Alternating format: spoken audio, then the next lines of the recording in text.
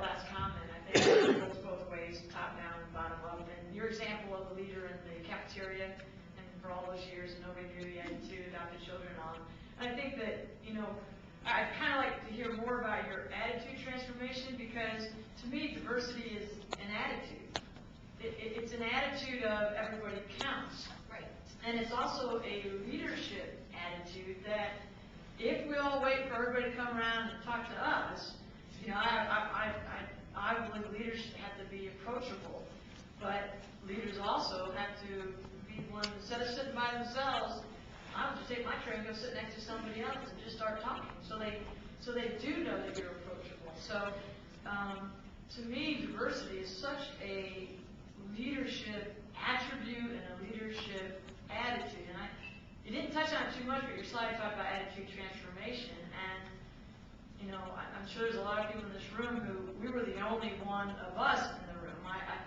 You know, I've actually never been in a meeting where there was only one white male. So I thought that was a very interesting example. I do agree that by 2023, the minority, actually that's good news, because it may take white men being the minority to finally push these programs forward. That's an attitude that we all have, is that everybody's value added to the team. That's the attitude we really need to make diversity work. Do you agree? Yes and no. I do agree that the 2023 number is going to change dramatically. What's going on? I do think that this diversity commission must keep that in mind going forward.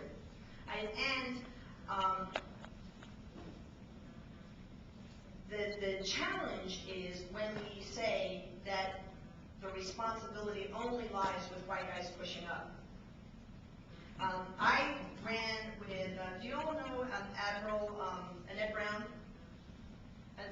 Rear Admiral Annette Brown was in Jacksonville. I was the booster parent for NJRTC at East High School. And I ran with all the NJRTCs. I worked with all of them. We hosted major events. One of the challenges I wanted was, how can women, girls, become interested in the Navy? Because the girls would ask me questions about what it was like to serve. And when you're talking to teenage girls, they have interesting questions that are not the kind of questions that you have. And I had asked Annette Brown, would she be willing to help create with me the Girls Leadership Initiative? And what we did was we brought in 600 Navy Junior ROTC girls into a cafeteria. Annette Brown brought senior ranking female officers. They sat in groups of 6. Each officer had her own table.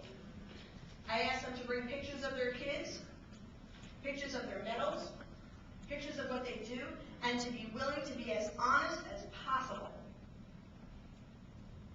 And of course, they were going to be.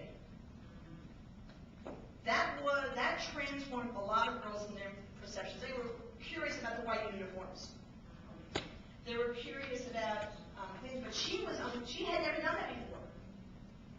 And what I'm saying is that sometimes we have the answers right here. How many of you have hosted your own leadership conference?